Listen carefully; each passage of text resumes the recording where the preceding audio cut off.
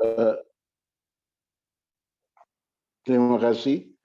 Saya percaya bahwa kita semua sukacita pagi ini, dan secara khusus saya sampaikan bagi saudara-saudara yang keturunan Cina, Long Ziva Choi. Saya pakai baju merah karena saya merayakan Imlek. Saya mengucap syukur kita bisa berkumpul di pagi yang indah ini. Kita tetap utamakan Tuhan di atas segala-galanya. Dan dengan melihat wajah saudara yang penuh sukacita, bukan karena Imlek mungkin, tetapi wajah saudara penuh sukacita, dan ya, saudara yakin bahwa apa yang kita doakan, apa yang kita pelajari, Tuhan memberkati kita. Puji nama Tuhan. Dan pagi ini saya memang mau berbicara tentang keluarga yang diberkati dan menjadi berkat. Keluarga yang diberkati dan menjadi berkat. Hal ini banyak kita harus akui jujur bahwa banyak kita yang sudah diberkati. Banyak kita yang sudah mengalami berkat Tuhan yang kalau mau katakan jujur berkelimpahan. Berkat yang diberikan Tuhan untuk kita, saya boleh jujur katakan tidak pas-pasan. Tidak. Kalau kita diberkati Tuhan, sungguh berkelimpahan. Karena itulah janji Tuhan. Dan karena berkat itu berkelimpahan, kita siap menjadi berkat bagi sekeliling kita. Karena berkatnya itu melimpah, kita siap menjadi berkat untuk sekeliling kita. Saya sangat berdoa untuk sekeliling agar saya hidup tidak menikmati berkatnya sendiri, walaupun ekonomi saya, keuangan saya pas-pasan, tetapi saya tidak mau hidup untuk diri saya sendiri. Saya mau melalui saya orang lain diberkati Tuhan. Sekali pernah saya belanja di warung sebelah rumah saya, ada warung, ada toko kecil. Saya belanja di situ. Waktu saya sedang cari bahan belanja saya, yang punya toko katakan cari aja sendiri Pak. Jadi saya nyari, seorang ibu datang beli beras. Waktu ibu itu mau beli beras, saya dengar kata ibu itu, dia cari beras yang harga Rp7.000 seliter. Sambil saya dengar, Bapak yang punya warung katakan, ini kan pecah-pecah Bu, beras yang sudah pecah-pecah. Ibunya senyum, dia katakan ya kemampuan saya segitu, belinya cuma seliter, buat makan sampai besok. Saya dengar sampai gitu, saya panggil yang punya warung karena saya lagi milih barang. Terus saya katakan, kasih ibu itu beras yang 10.000, 10 liter. Itu yang punya warung tanya siapa yang bayar, saya bayar. Saya katakan seperti itu. Habis ambil barang yang saya belanja, saya sudah bayar, saya tinggalkan. Terus beberapa hari kemudian ibu itu saya lewat depan rumahnya jalan pagi berteriak sambil samperin saya dan mengatakan terima kasih. Dia dan seistri keluarganya ditolong. Pertolongan Tuhan melalui saya. Ini yang maksud saya. Kadang-kadang kita memikirkan diri kita sendiri. Padahal sekeliling kita membutuhkan pertolongan Tuhan. Nah, saudaraku yang kekasih, di dalam Mazmur 37 ayat 25 sampai dengan ayatnya ke-26 dikatakan, dahulu aku muda, sekarang telah menjadi tua. Tetapi tidak pernah kulihat orang benar ditinggalkan atau anak cucunya meminta-minta roti. Tiap hari, anak cucunya minta-minta roti tiap hari. Ia menaruh belas kasihan dan memberi pinjaman, dan anak cucunya menjadi berkat. Ini satu kerinduan kita. Dengan kesungguhan kita mengutamakan Tuhan di dalam hidup kita, keluarga kita, anak-anak kita, anak cucu kita menjadi berkat. Mereka tidak sekedar hidup untuk diri sendiri, tetapi mereka menjadi berkat. Satu kebanggaan bagi kita merenungkan kalau kita jadi keluarga yang diberkati, Dan jadi keluarga tidak saja kita menerima berkat itu sendiri, tetapi melalui hidup kita, orang di sekeliling kita pun menerima, merasakan berkat Tuhan yang luar biasa. Kalau bertanya pada saya, apakah uang saya berkelebihan? Saya mau jujur katakan tidak, pas-pasan. Tetapi dengan pas-pasan dan saya siap menjadi berkat, maka pas-pasan itu akan Tuhan tambahkan dan tambahkan lagi. Saudaraku, saya merenungkan beberapa hari tentang keluarga yang diberkati dan menjadi berkat. Kalau kita diberkati Tuhan, berkat itu artinya bukan untuk kita sendiri. Berkat kita yang diberikan Tuhan untuk kita dapat menjadi berkat bagi orang lain.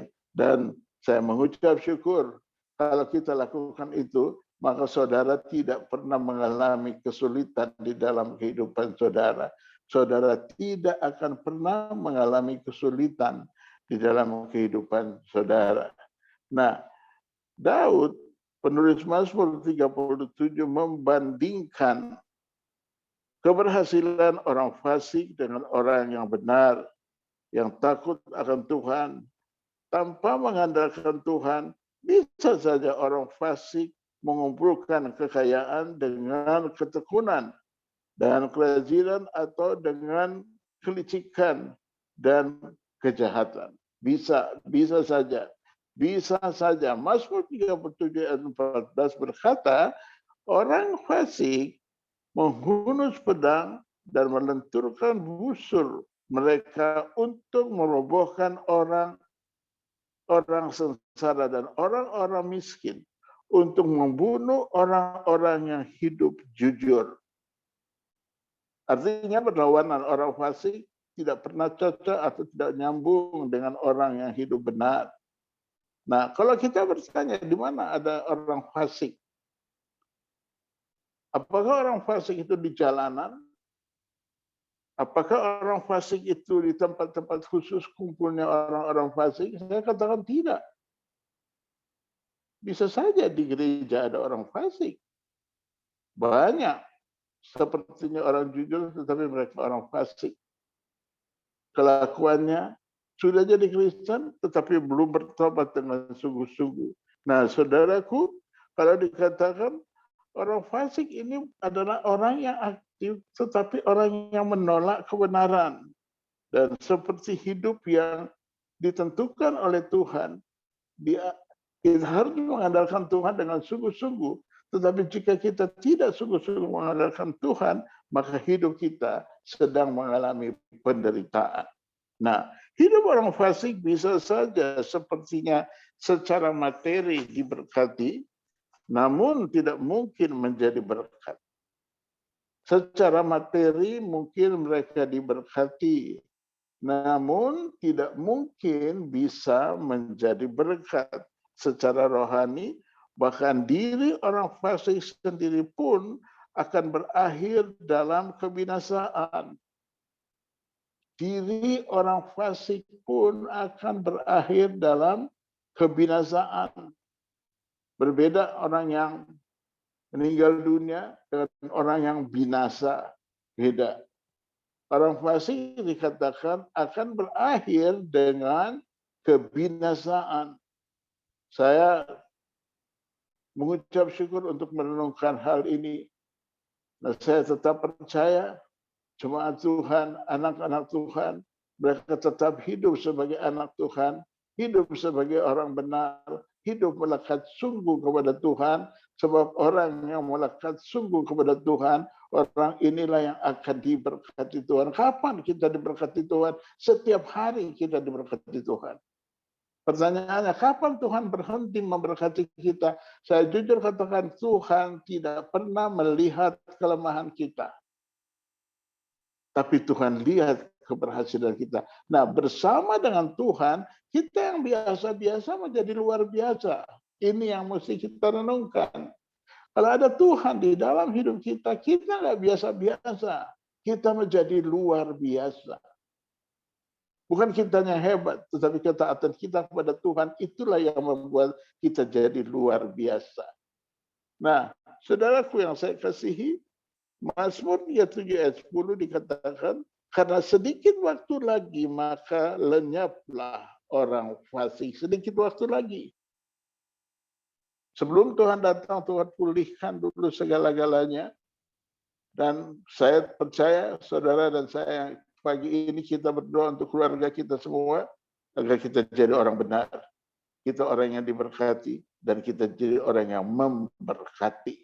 Dimanapun kita berada, kita tidak hidup egois, tapi kita hidup menjadi berkat untuk banyak orang yang ada di sekitar kita. Dan hari-hari yang akan datang kita hadapi ini bukan hari-hari yang semakin indah. Saya mau jujur katakan, hari-hari makin jahat. Masalah akan semakin berat. Tantangan akan semakin berat. Tetapi kalau bersama dengan Tuhan, maka kita akan cakap melihat perkara-perkara yang luar biasa. Cakap kita lakukan segala sesuatu bersama dengan Tuhan. Mazmur 37 ayat 20 berkata, sesungguhnya orang-orang fasik akan binasa. Ini Raja Daud mencatat seperti ini. Sesungguhnya orang-orang fasik akan binasa. Dan kebinasaan itu segera terjadi. Tentunya kita ingin memiliki kehidupan rumah tangga atau keluarga yang diberkati. Dan pada waktunya kita menjadi berkat. Saya suka sekali kata diberkati dan menjadi berkat. Banyak orang Kristen, banyak anak-anak Tuhan yang hidupnya diberkati. Di pagi yang indah ini saya himbau kita, jangan terima berkat itu untuk diri sendiri. Tetapi pastikan kita diberkati dan menjadi berkat. Indonesia membutuhkan pertolongan Tuhan. Indonesia membutuhkan uluran tangan Tuhan. Dan berkat yang ada sama kita untuk kita menjadi berkat bagi negara kita tercinta. Nah, saudaraku, ada dua hal. Bagaimana agar keluarga kita dapat menjadi keluarga yang diberkati dan menjadi berkat. Saya catat di sini. Satu, milikilah kehidupan yang benar. Milikilah kehidupan yang benar. Dikatakan Mazmur 37 ayat 25. Dahulu aku muda, sekarang telah menjadi tua. Tetapi tidak pernah kulihat orang benar ditinggalkan atau anak cucunya minta-minta roti. So, saya yakin sekali ini, bahwa orang benar hidupnya pasti menjadi berkat, pasti diberkati dan menjadi berkat. Mari kita mau merenungkan kehidupan kita sehari-hari. Bahwa kalau kita menjadi berkat, gimana kita jadi berkat? Apakah dengan harta kita dapat menjadi berkat? Ya bisa. Dengan kekuatan kita berkat yang banyak sama kita jadi berkat bisa. Tapi saya harus jujur katakan, berkat kita tidak seberapa banyak. Enggak, bukan itu saja yang dikatakan. Berkat materi bukan ukurannya untuk menyelamatkan orang lain. Tapi satu hal yang paling penting untuk kita menyelamatkan orang lain adalah ceritakan bahwa Yesus itu Tuhan bagi sekeliling kita. Itu kita diberkati dan kita menjadi berkat. Menurut saya 2 bulan yang lalu ini pengalaman yang sangat indah yang tidak bisa saya lupa. Saya diajak teman saya makan di daerah Kelapa Gading. Kami sudah lama tidak ketemu, jadi kami rindu untuk mau sharing, berbincang-bincang. Jadi ketemu di Kelapa Gading. Habis makan ngobrol banyak hal kami. Ini teman dari kecil, dari Makassar, jadi pembicaraan kami cukup lama, ngobrolnya cukup lama. Habis ini makan, waktu berjalan terus saya katakan sama teman saya, kali ini saya bayarin kamu. Kamu tidak usah bayar, saya yang bayarin kamu. Saya katakan seperti itu. Saya datang ke kasir, ada 3 orang sedang antri di depan saya mau bayar. Saya nunggu. Pas giliran saya sampai ke kasir itu katakan, Pak, uang Bapak tidak diterima di sini. Kaget saya. Saya lihat orang itu, saya maksud kamu apa? Maksud kamu apa ya? Sudah saya setengah marah. Kamu maksudnya apa? Saya gitu. Dia bilang, iya, Bapak uangnya nggak diterima di sini. Saya bilang, ini apa ini? Ini apa ini? Saya bilang gitu. Nggak ada yang saya kenal orang yang di depan tadi bayar pun saya nggak kenal. Kenapa kamu bilang uang saya tidak diterima? Dia katakan, Pak Pendeta Cornelius Watimena kan? Saya, iya, saya katakan gitu. Kok kamu tahu saya? Dia senyum, lalu dia panggil saudaranya jaga kasir, gantikan dia. Dan silakan saya duduk di satu kursi dengan dia. Dia katakan, Pak lupa ya Pak. Saya lupa apa? 7 tahun yang lalu, Bapak yang doakan saya terima Yesus. Pada waktu itu saya masih Konghucu, kata dia. Bapak doakan saya terima Yesus. Dan saya tidak pernah lihat Bapak, tidak pernah lupa dengan Bapak. Tadi waktu Bapak duduk makan, saya dari kasir melihat, saya teringat dia ini orangnya. Orangnya inilah. Itu dia buka kartu namanya, ada tulis nama saya di situ, Cornelius Watimena. Saudaraku yang kekasih, waktu kita menjadi berkat, nama kita tercatat di surga. Manusia saja ingat loh. 7 tahun lama dia ingat. Apalagi Bapak kita di surga. Jadi ini yang sangat penting kita hadapi kehidupan ini. Tantangan demi tantangan terjadi dalam hidup kita. Tapi kita tidak boleh hidup untuk diri kita sendiri. Sekeliling Indonesia membutuhkan Yesus. Sekeliling Indonesia membutuhkan Yesus. Banyak orang yang berteriak, sudah tidak mengerti hidupnya akan bagaimana. Nggak tahu lagi akan bagaimana. Apakah dia akan mati binasa atau bagaimana. Dia nggak ngerti orang hidup di dunia ini. Dan orang-orang seperti itu jatuh pada hal-hal yang negatif yang sangat berbahaya. Mereka narkoba dan macam-macam terjadi. Dan orang-orang seperti ini membutuhkan Yesus. Apakah kita puas di gereja berkhotbah, memimpin puji-pujian, memain musik, apakah itu cukup untuk melayani Tuhan? Enggak. Sebab Yesus berkata, pergilah, jadikanlah semua bangsa muridku. Ini namanya amanat agung.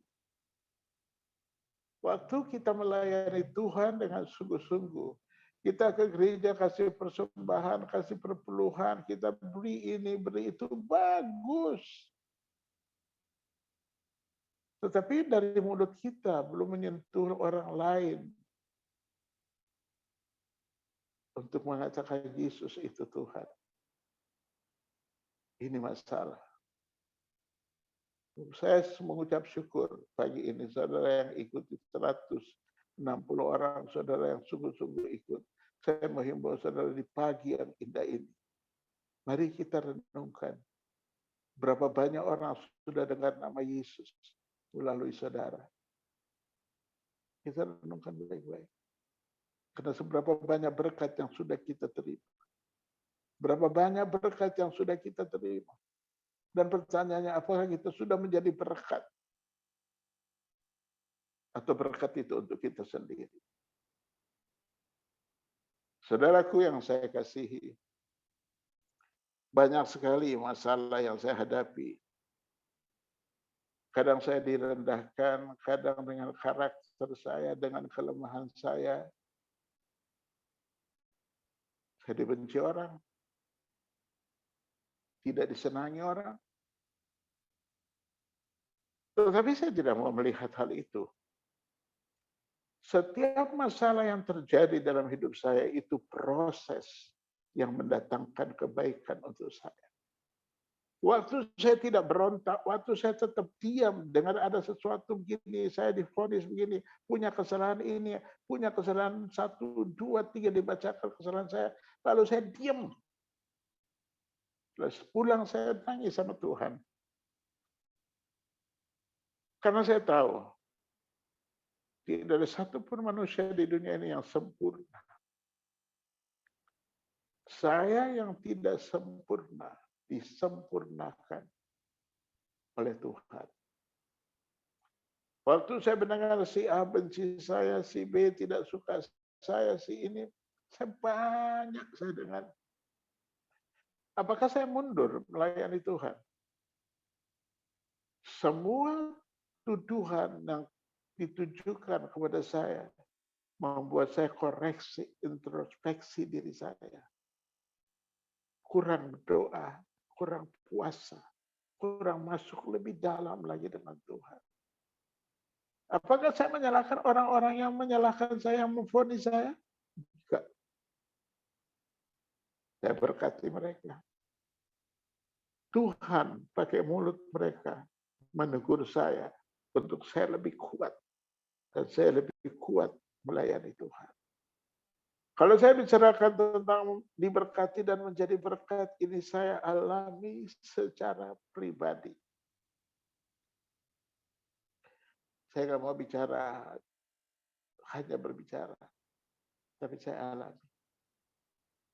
Ngapain saya melayani Tuhan dengan berbagai macam koreksi, introspeksi yang ditujukan kepada saya, lalu saya mundur? Tidak akan pernah. Semua koreksi, introspeksi, tuduhan yang ditujukan kepada saya membuat saya lebih dekat kepada Tuhan. Dan semua itulah yang membuat saya harus berkata, Tuhan Yesus itu luar biasa. Tuhan Yesus itu luar biasa. Kasih setia Tuhan itu tidak pernah berubah. Dahulu, sekarang, sampai selama-lamanya. Nah, yang paling penting kita lakukan dalam hidup kita adalah takut akan Tuhan.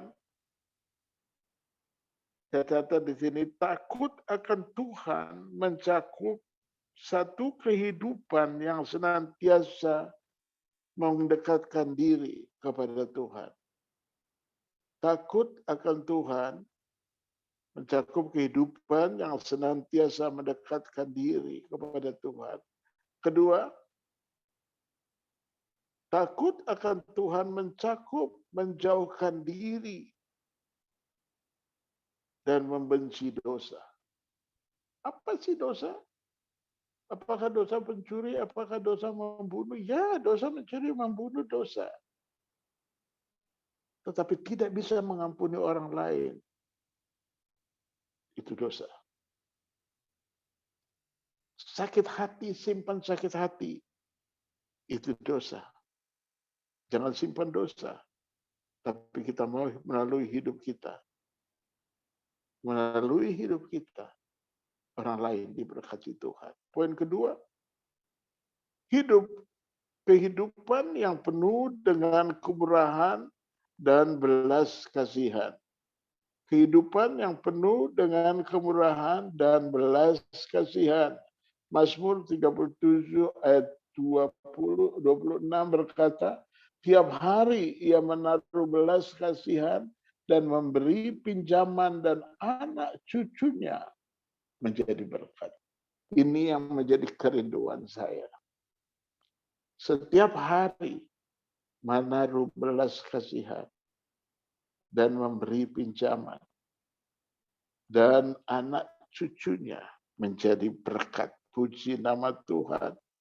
Jika keluarga kita tidak mempraktekkan kehidupan yang murah hati dan penuh dengan belas kasihan,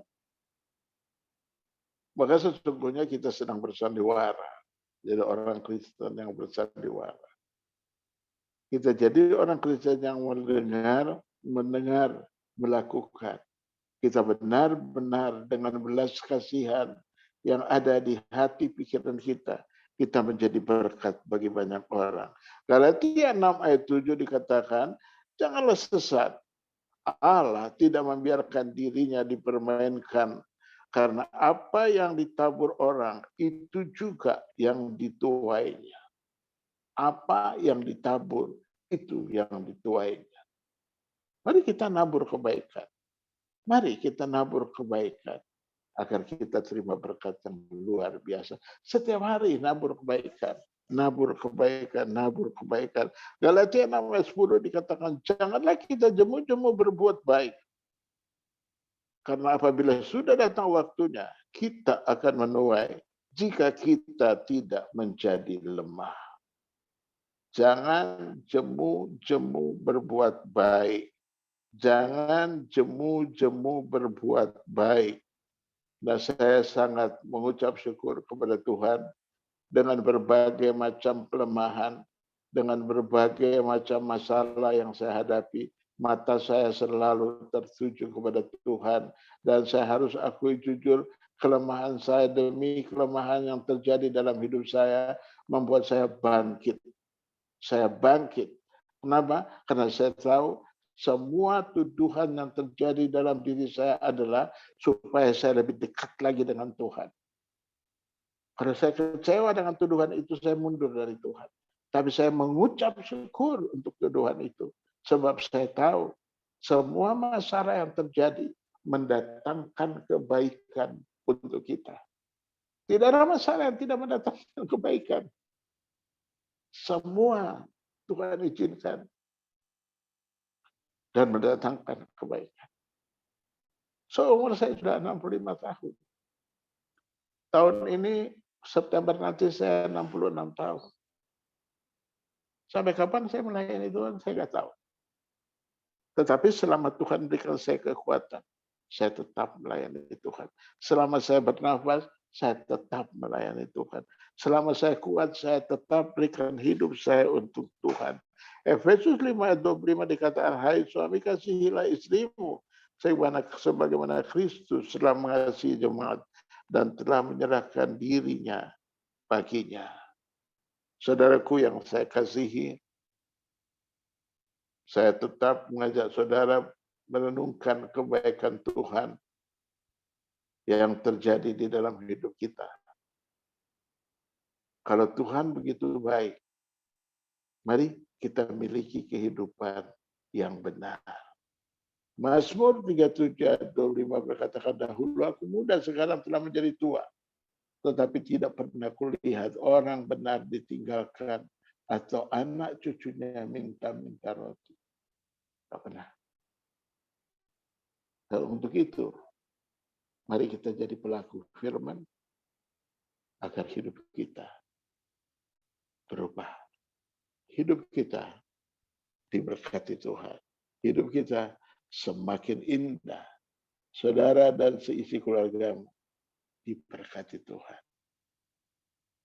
Kalau kita ketemu orang yang sifatnya aneh atau orang yang ketemu masalah mulutnya aneh, kita berkati dia. Sebab dia butuh Tuhan untuk merubah dia. Dia membutuhkan sentuhan hati Tuhan. So, kalau saya dirubah Tuhan, maka dengan mudah saya merubah orang lain. Orang lain akan melihat Yesus. Waktu saya masuk pada pembentukan karakter saya, dibentuk habis-habisan oleh Tuhan. Karakter saya habis-habis dibentukkan dengan tuduhan, intimidasi, masalah yang terjadi. Saya nggak mau menyalahkan orang yang mengatakan masalah itu atau tuduhan itu. Tapi saya lihat Tuhan sedang buat sesuatu yang terbaik. Terbaik untuk saya. Saudaraku, kesimpulan saya pagi yang indah ini. Kekayaan dan kehormatan bukanlah segala-galanya. Saudaraku, ingat, kekayaan dan kehormatan bukanlah segala-galanya. Poin pertama. Dan poin kedua, takut Tuhan, takut akan Tuhan dalam kemurahan hati, maka kekayaan dan kehormatan menjadi bonus bagi kita. Saya ulangi, hidup takut akan Tuhan dalam kemurahan hati, maka kekayaan dan kehormatan menjadi bonus. Kita nggak perlu cari kaya, kita nggak perlu cari kehormatan, itu jadi bonus buat kita. Bonus untuk saya dan saudara. Dan yang terakhir, yang ketiga, keluarga yang diberkati dan menjadi berkat bukan sekedar impian, tetapi akan menjadi kenyataan.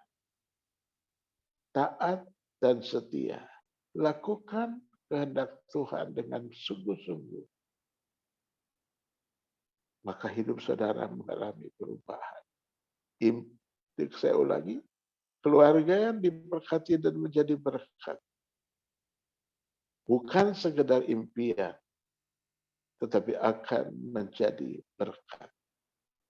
Mari lakukan sungguh-sungguh hidup ini. Jika saudara sudah diberkati, seisi keluarga sudah diberkati, sekarang giliran kita menjadi berkat. Indonesia membutuhkan pertolongan Tuhan.